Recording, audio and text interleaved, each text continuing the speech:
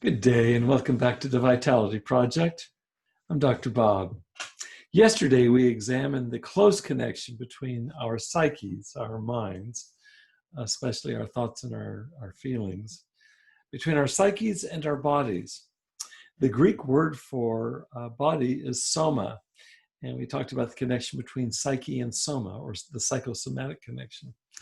And I wonder what you discovered when I asked you to explore a time in your life where you tried to push away something out of your psyche, a painful thought, let's say, or an emotion, only to have it pop up somewhere else in your soma, in your body, oftentimes as a painful, even if indirect symptom of your having tried to push away something from your psyche.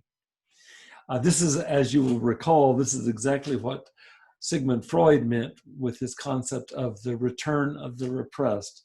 We try to repress something and it pops up someplace else symptomatically. Years ago in graduate school, I very much liked the definition of repression. I first encountered it was by R.D. Laing, a very influential Scottish psychiatrist.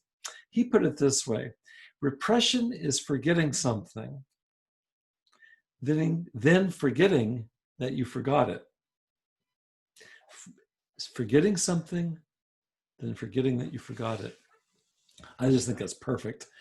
There's only one slight fly in the ointment here, is that and we talked about this yesterday, while I might be able to banish a thought or a feeling from my immediate experience or even from my immediate memory, let's say at least temporarily, this idea of forgetting that we forgot something, it will more often than not come back to haunt us psychosomatically.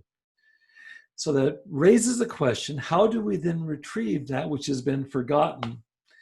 In fact, it reminds me that Freud, he actually called repression motivated forgetting.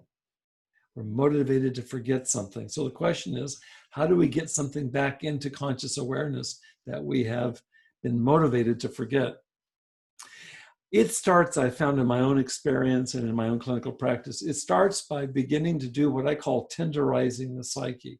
And by that I mean beginning to open up to materials that have been pushed down, and to do so with tenderness. And we can do that sometimes alone in our own quiet time. Other times it's in the context of what I think of as exceptionally safe relationships.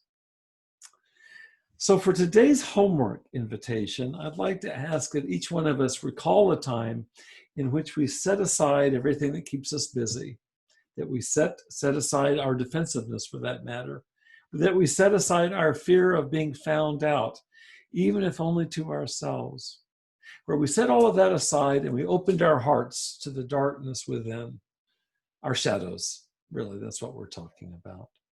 And how did it feel to allow in these disavowed parts of ourselves, whether in the quiet of your own privacy or in a sacred kind of sharing with of your deepest self with another person? How did that feel? I'd like you to give some time to reflect on that, and we'll come back more to take an ongoing look at this whole business of our personal shadow.